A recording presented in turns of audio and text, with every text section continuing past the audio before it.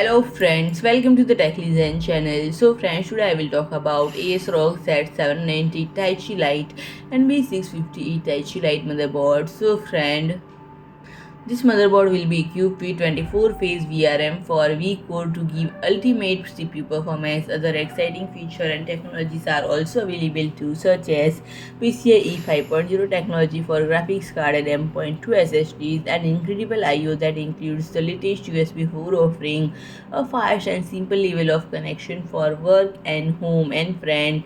It is equipped with 60-watt PD 3.0 fast charging and compatible with smartphones, tablets, and laptops, which can take advantage of quicker recharge times while users are their PC and without the need for costly PC charger.